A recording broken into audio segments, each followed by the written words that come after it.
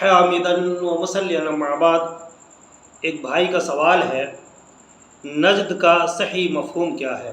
نجد کا صحیح مفہوم کیا ہے اور حدیث نجد سے کون مراد ہے؟ ماشاءاللہ بڑا عمدہ سوال ہے بھائی کا۔ باطل پرست ہمیشہ اہل حق کے بارے میں مختلف قسم کے پروپیگنڈے سے کام لیتے آئے ہیں، لیکن اللہ تبارک و تعالیٰ کے فضل و احسان سے حق نمایاں آشکارا ہو کر رہا ہے، اور مخالفین ان کا کچھ نہ بگاڑ سکے۔ عرب کی سرزمین پر جب شیخ الاسلام محمد بن عبد الوہاب رحمہ اللہ نے توحید کا علم بلند کیا اور شرک و بدعت کی سرکوبی کی، تو کلمہ گو مشرکوں نے نبی کریم صلی اللہ علیہ وسلم کی احادیث کا معنی و مفہوم بدل کر انہیں شیخ الاسلام محمد بن عبد الوہاب رحمہ اللہ پر چسپاں کرنا شروع کر دیا۔ کس بنا پر؟ جب شیخ الاسلام محمد بن عبد الوہاب نے توحید کا علم بلند کیا تو انہوں نے شیخ الاسلام محمد بن عبد الوہاب کی طرف غلط رویہ اختیار کیا۔ بہرحال انہی احادیث میں سے ایک حدیث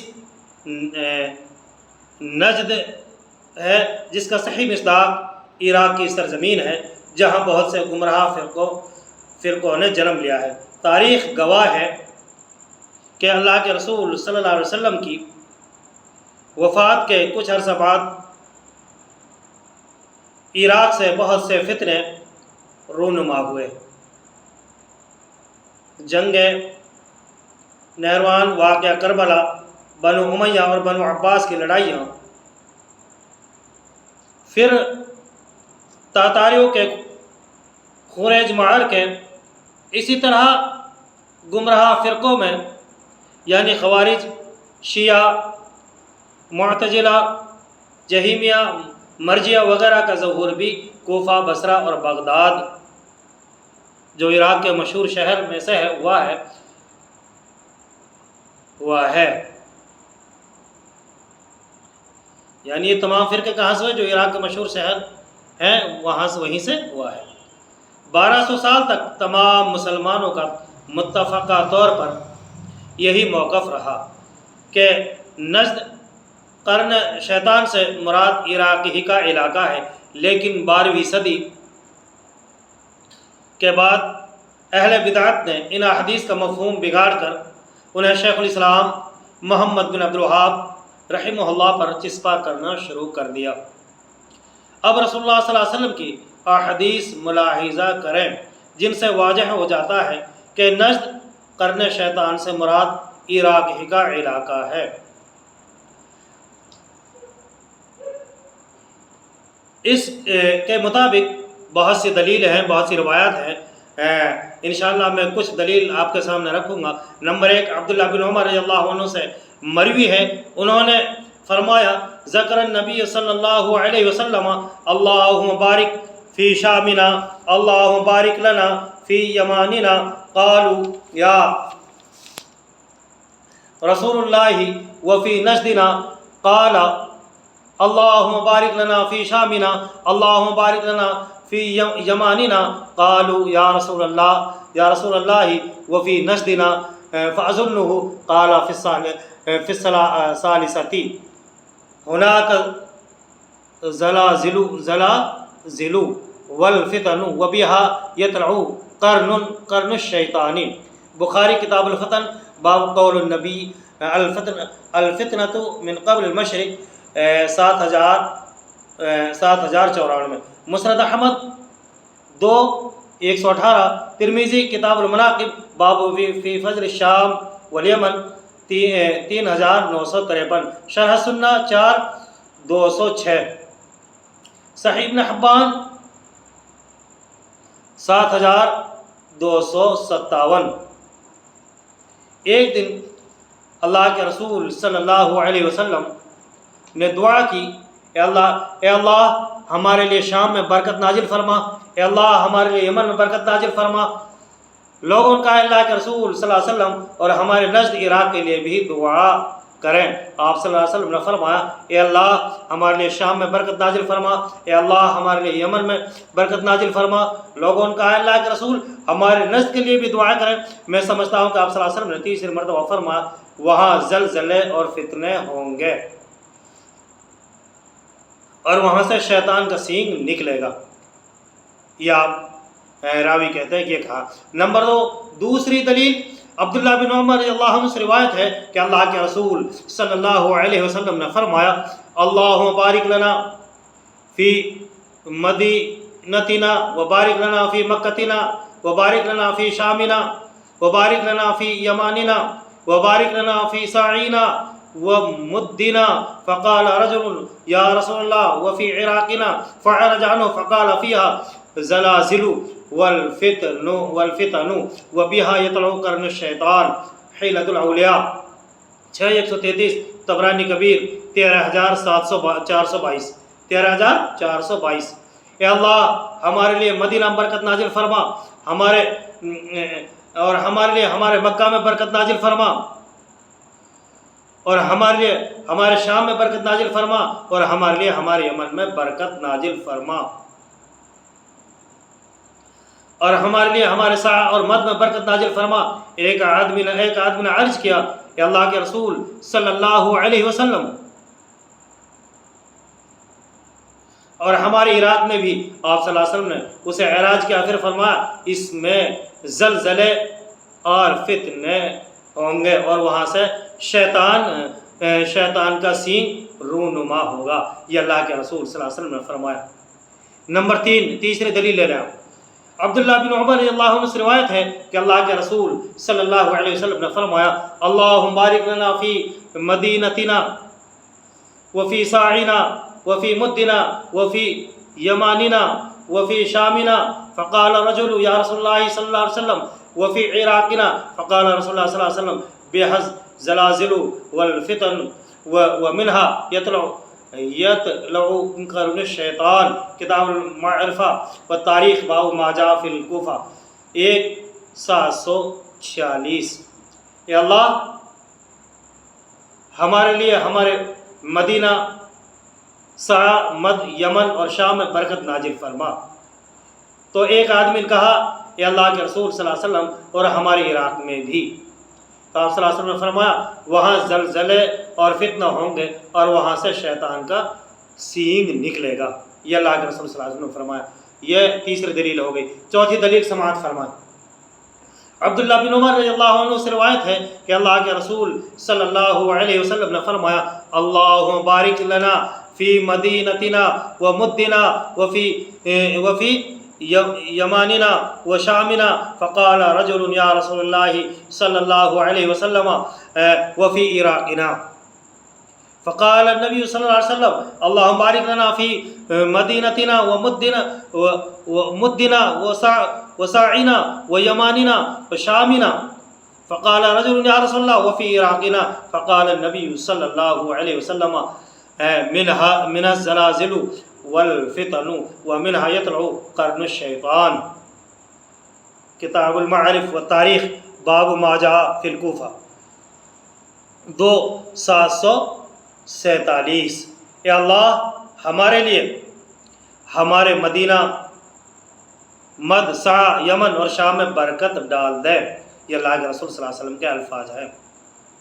ایک آدمی نے کہا اے اللہ کے رسول اور ہمارے عراق میں بھی، تو نبی کریم صلی اللہ علیہ وسلم نے فرمایا اے اللہ ہمارے لیے ہمارے مدینہ مد سا یمن اور شام میں برکت ڈال دے۔ ایک آدمی نے کہا اللہ کے رسول اور ہمارے عراق میں بھی، تو آپ نے فرمایا وہاں سے زلزلے اور فتنے اٹھیں گے اور شیطان کا سینگ طلوع ہوگا۔ کتاب المعرفہ و تاریخ کہ اسی باب میں یہ حدیث کئی طرق سے مروی ہے جن میں نجد عراق کی تصریح ہے۔ نمبر 5، عبداللہ بن عمر رضی اللہ عنہ سے روایت ہے رأیت رسول اللہ صلی اللہ علیہ وسلم یشیر بیدہ یوم العراق ہا ان الفتنة ہا ہنا ثلاث مرات من حیث یطلع قرن الشیطان، مسند احمد 2143۔ میں نے اللہ کے رسول صلی اللہ علیہ وسلم کو عراق کی طرف اشارہ کرتے ہوئے دیکھا، آپ صلی اللہ علیہ وسلم نے کہا خبردار، بے شک فتنہ یہاں سے ہوگا۔ آپ صلی اللہ علیہ وسلم نے عراق کی طرف اشارہ کر کے کہا کہ فتنہ یہاں سے ہوگا، خبردار بے شک فتنہ یہاں سے ہوگا۔ یہ بات آپ نے 3 مرتبہ کہی، پھر کہا یہاں سے شیطان کا سینگ نکلے گا۔ نمبر 6، چھٹی دلیل سماعت فرمائے۔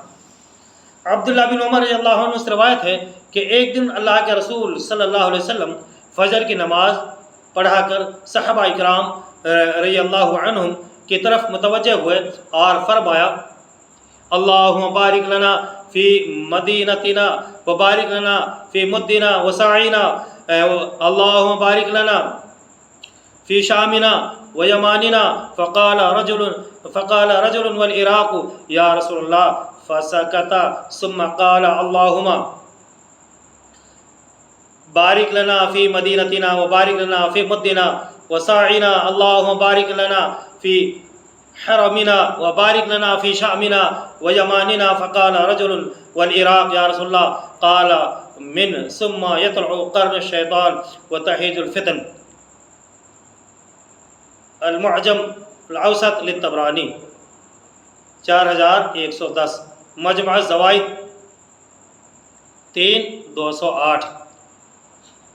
اے اللہ ہمارے لیے ہمارے مدینہ میں برکت نازل فرما، اور ہمارے لیے ہمارے مد اور سعی میں برکت نازل فرما۔ اے اللہ ہمارے لیے ہمارے شام اور یمن میں برکت نازل فرما۔ ایک آدمی نے کہا اے اللہ کے رسول صلی اللہ علیہ وسلم، اور عراق کے بارے میں بھی دعا کریں۔ آپ صلی اللہ علیہ وسلم خاموش رہے، پھر فرمایا اے اللہ ہمارے لیے ہمارے مدینہ میں برکت نازل فرما، اور ہمارے لیے ہمارا مد اور سع میں برکت نازل فرما، نازل کر دے۔ اے اللہ ہمارے لیے ہمارے حرم میں برکت نازل فرما، اور ہمارے لیے ہمارے شام اور یمن میں برکت نازل فرما۔ وہاں سے شیطان آپ صلی اللہ علیہ وسلم نے فرمایا اے اللہ کے رسول، ایک صاحب آیا، ایک صاحب نے کہا اللہ کے رسول صلی اللہ علیہ وسلم سے، اور عراق کے لیے بھی آپ نے فرمایا وہاں سے شیطان کا سینگ نمودار ہوگا اور فتنے ابلیں گے۔ یہ آپ صلی اللہ علیہ وسلم نے وہاں کے لیے فرمایا۔ 7ویں دلیل سماعت فرمائے۔ عبداللہ بن عباس رضی اللہ عنہ نے کہا نبی صلی اللہ علیہ وسلم نے دعا فرمائی اللہم بارک لنا فی شامنا ویماننا، فقال رجل من القوم یا نبی اللہ وعراقنا، فقال ان بها قرن الشیطان وتہیج الفتن وان الجفاء بالمشرق، مجمع الزوائد 308۔ اے اللہ ہمارے لیے ہمارے شام اور یمن میں برکت پیدا فرما۔ تو قوم میں سے ایک آدمی نے کہا اللہ کے رسول صلی اللہ علیہ وسلم ہمارے عراق کے لیے بھی دعا کریں۔ آپ صلی اللہ علیہ وسلم نے فرمایا بے شک عراق میں شیطان کا سینگ ہے اور فتنے بھڑکیں گے، اور بے شک جفا مشرق میں ہے۔ یہ آپ صلی اللہ علیہ وسلم نے فرمایا۔ امام حشمی رحمہ اللہ نے کہا اس حدیث کو امام طبرانی نے المعجم الکبیر میں روایت کیا ہے، اور اس کا راوی ثقہ ہیں۔ نمبر 8ویں دلیل سماعت فرمائیں۔ سالم بن عبداللہ رضی اللہ عنہ نے فرمایا یا اہل العراق ما اسألکم عن الصغیرۃ وارکبکم للکبیرۃ، سمعت ابی عبداللہ بن عمر یقول سمعت رسول اللہ صلی اللہ علیہ وسلم یقول ان الفتنة تجیء من ها هنا او من بیدیہ نحو المشرق من حیث یطلع قرن الشیطان، مسلم کتاب الفتن باب الفتنہ من المشرق من حیث یطلع قرن الشیطان 2905۔ اے عراقیوں، تم چھوٹے چھوٹے مسائل کس قدر دریافت کرتے ہو اور کبائر کا ارتکاب کرتے ہو۔ میں نے اپنے باپ عبداللہ بن عمر رضی اللہ عنہ سے سنا، وہ کہتے تھے کہ میں نے رسول اللہ صلی اللہ علیہ وسلم کو فرماتے ہوئے سنا، بلا شبہ فتنہ یہاں سے آئے گا، اور اپنے ہاتھ سے مشرق کی طرف اشارہ کیا، یہاں سے شیطان کے سینگ نکلیں گے۔ یہ بھی اور اب نوی دلیل سماعت فرمائے۔ حضرت ابو ہریرہ رضی اللہ عنہ سے روایت ہے، بے شک رسول اللہ صلی اللہ علیہ وسلم نے فرمایا، رأس الکفر نحو المشرق، بخاری کتاب بدء الخلق، باب خیر مال المسلم غنم یتبع بها شعف الجبال، 3301، ابن حبان 7255، مسند ابی اعلیٰ 6340، مسلم کتاب الایمان، باب تفاضل اہل الایمان فی ورجحان اہل الیمن فی 52، مسند ابی عوانہ 160، مسند احمد 2506، مسند حمیدی 2452۔ کفر کا سرچشمہ مشرق کی طرف ہے۔ کیا فرمایا؟ کفر کا سرچشمہ مشرق کی طرف ہے۔ ابو ہریرہ رضی اللہ عنہ کی اسی روایت میں ابن حبان اور مسلم وغیرہ میں مذکور ہے کہ آپ صلی اللہ علیہ وسلم نے فرمایا، الایمان یمانی والحکمت یمانیت رأس الکفر قبل المشرقی، ایمان و حکمت کا محل تو یمن ہے، اور کفر کا سرچشمہ مدینہ منورہ سے مشرق کی جانب ہے۔ 10ویں دلیل سماعت فرمائے۔ جابر بن عبداللہ رضی اللہ عنہ کہا کہ اللہ کے رسول صلی اللہ علیہ وسلم نے فرمایا،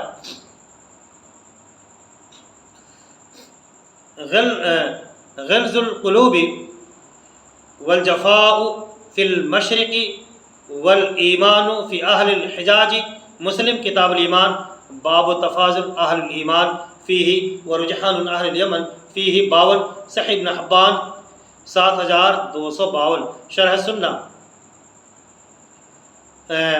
14202۔ لوگوں کی سختی اور جفا مشرق میں ہے، اور اہل ایمان اہل حجاز میں سے ہیں۔ مذکورہ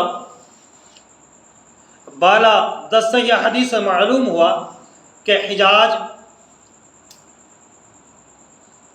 شام اور یمن، یہ تینوں ملک اسلام و ایمان کا مرکز ہیں، اور یہاں سے اسلام و ایمان کا علم بلند ہوتا رہے گا، اور مدینہ سے مشرق کی جانب واقع عراق کا علاقہ فتنوں کا سرچشمہ اور جلالت و گمراہی کا مرکز ہے۔ یہاں سے بہت سے فتنوں نے جنم لیا ہے، یہاں خیر کم اور شر زیادہ ہے۔ آپ صلی اللہ علیہ وسلم نے یمن اور شام کے لیے خصوصی برکت کی دعا فرمائی، اس لیے کہ مکہ مکرمہ جو آپ صلی اللہ علیہ وسلم کا پیدائشی اور آبائی علاقہ ہے، یہ یمن کا شہر تھا، اور مدینہ منورہ جہاں آپ صلی اللہ علیہ وسلم کی وفات ہوئی اور آپ صلی اللہ علیہ وسلم کا مسکن و مدفن تھا، وہ شام کا شہر تھا۔ علامہ شرف الدین عتیوی رقم تراج ہیں، انما دعا لها بالبرکۃ لأن مولده بمکۃ وہی من الیمن ومسکنہ ومدفنہ بالمدینۃ وہی من الشام، شرح طیبی علی مشکات المصابیح 12 3958۔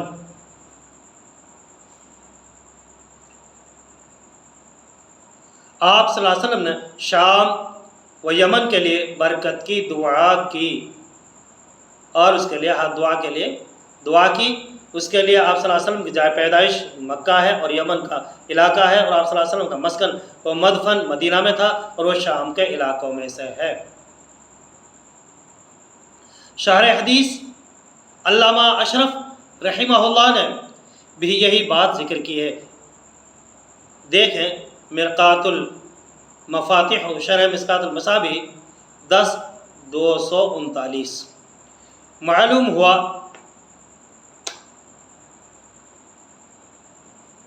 کہ حجاز مقدس کی سرزمین کے لیے آپ صلی اللہ علیہ وسلم نے برکت کی دعا فرمائی، اور نجد جس کے لیے آپ صلی اللہ علیہ وسلم نے دعا نہیں کی وہ عراق کا علاقہ ہے۔ جیسا کہ اوپر میں بیان کر چکا ہوں، صحیح حدیث میں تصریح کی ہے، عرب کے اندر نجد نام کے بہت سے علاقے ہیں، اور ہر ایک نجد کے لیے آپ صلی اللہ علیہ وسلم نے خبر نہیں دی کہ وہاں سے زلزلے اور فتنے رونما ہوں گے، بلکہ خاص عراق کے بارے میں فرمایا کہ وہاں سے زلزلے اور فتنے جنم لیں گے، اس لیے کہ حدیث نجد کا مصداق اصل عراق ہے، نہ کہ اہل حجاز۔ آئیے پہلے نجد کا معنی مفہوم سمجھ رہے ہیں کہ لغت عرب میں نجد کسے کہتے ہیں، پھر دیکھیں گے کہ عرب میں نجد نام کے کتنے علاقے ہیں۔ نجد مصدر ہے جس کا معنی بلندی و رفعت ہے، گویا ہر اونچی و بلندی چیز کو نجد کہا جاتا ہے۔ علامہ مجد الدین فیروز آبادی رحمہ اللہ رقم تراج ہیں، النجد ما اشرف من الارض الطریق الواجح المرتفع وما خلف الغوراء تہامت العلاء۔ تہامت العلاء نہامت والیمن واسفلہ العراق والشام واولہ من جہت الحجاز ذات ارقن۔ القاموس المحیط 1/352۔ نجد بلند زمین کو کہتے ہیں، یعنی بلند اور واضح راستہ جو غور و نشیب یعنی تہامہ کے بالمقابل ہے۔ وہ تمام اونچی زمین والا علاقہ جو تہامہ اور یمن سے شروع ہوتا ہے اور عراق و شام تک پھیلا ہوا ہے، حجاز کی جانب سے اس کی ابتدا ذات عرق مقام سے ہوتی ہے، اور ذات عرق اہل عراق کا میقات ہے جہاں سے وہ احرام باندھتے ہیں۔ علامہ ابن منظور افریقی لکھتے ہیں، النجد من الارض فقافها وصلابتها وما غلظ منها واشرف وارتفع واستوى۔ قفافها یعنی لسان العرب 14:45۔ نجد زمین کا وہ حصہ ہے جو بلند و بالا مضبوط، گاڑھا اور اونچائی پر واقع ہے۔ مزید فرمائے وما ارتفع انتحامت الى ارض العراق فهو نجد لسان العرب 14:45۔ زمین کا وہ بلند حصہ جو تہامہ سے شروع ہو کر عراق کی زمین کی طرف جاتا ہے وہ نجد ہے۔ معلوم ہوا کہ سطح مرتفع اور بلند زمین کو نجد کہتے ہیں، اور عرب میں بہت سارے نجد ہیں۔ شیخ ابو عبداللہ یاقوت بن عبداللہ الحموی صاحب معجم البلدان نے درج ذیل نجد شمار کیے ہیں۔ نمبر 1 نجد آلوز، نجد آجا، نجد برق، نجد خال، نجد العصری۔ دوبارہ بتاؤں، نمبر 1 نجد آلوز، نمبر 2 نجد آجا، نمبر 3 نجد برق، نمبر 4 نجد خال، نمبر 5 نجد السرح، نمبر 6 نجد عفر، نمبر 7 نجد العقاب، نمبر 8 نجد الکیکب، نمبر 9 نجد المربع، نمبر 10 نجد الیمن۔ معجم البلدان 5/265، لسان العرب 14:47۔ معلوم ہوا کہ عرب کی سرزمین میں نجد نام کے بہت سے علاقے ہیں، اور اصل میں ہر سطح مرتفع کو نجد کہا جاتا ہے، اور مختلف بلند و بالا علاقوں کو نجد کہا گیا ہے۔ اب سوال یہ ہے کہ یہ تمام نجد زلزلوں اور فتنوں کے آماجگاہ ہیں، یا کوئی خاص نجد ہے جہاں سے فتنے اور شیطان کا سینگ رونما ہوا ہے، یا مزید ہوگا؟ تو اوپر درج کردہ یعنی اوپر جو حدیث ذکر کری ہیں وہ صحیح ہیں۔ احادیث صحیحہ میں اس بات کی وجاہت موجود ہے کہ فتنوں کی آماجگاہ اور فسادوں کا مسکن نجد عراق ہے۔ اور تاریخ عالم اس بات پر گواہ ہے کہ جتنے فتنے، فرق اور مفسد پرواز بالخصوص کوفہ بصرہ سے رونما ہوئے ہیں، اتنے کسی اور جگہ سے نہیں ہوئے۔ اور شیخ محمد بن عبد الوہاب رحمہ اللہ کا تعلق نجد عراق سے نہیں بلکہ نجد یمن سے ہے۔ جو یہ کہے کہ نجد عراق سے، وہ غلط ہے۔ شیخ کا جو تعلق تھا وہ نجد یمن سے تھا، جس کے لیے اللہ کے نبی صلی اللہ علیہ وسلم نے برکت کی دعا فرمائی۔ لہذا معترضین جو اعتراض کرتے ہیں، جن کا اعتراض ہے حدیث نجد کو شیخ پر چسپاں کرنا، علم حدیث و تاریخ و جغرافیہ عرب سے ناواقفیت کا نتیجہ ہے، اور یہ سب کچھ وہ اپنی بدعات اور رسم و رواج اور شرک جیسے گناہوں عمل پر پردہ ڈالنے کے لیے کرتے ہیں۔ امید ہے کہ آپ کی سمجھ میں آپ کے سوال کا جواب آ گیا ہوگا۔ اللہ رب العالمین سے دعا ہے اللہ رب العالمین ہمیں قرآن مجید اور سنت صحیحہ پر عمل کرنے کی توفیق عطا فرمائے۔ مولا کریم صحیح معنی میں ہمیں اسلام پر چلنے کی توفیق عطا فرمائے اور پکا سچا توحید پرست بنائے، شرک اور بدعت سے دور فرمائے۔ آمین۔ والسلام علیکم ورحمۃ اللہ وبرکاتہ۔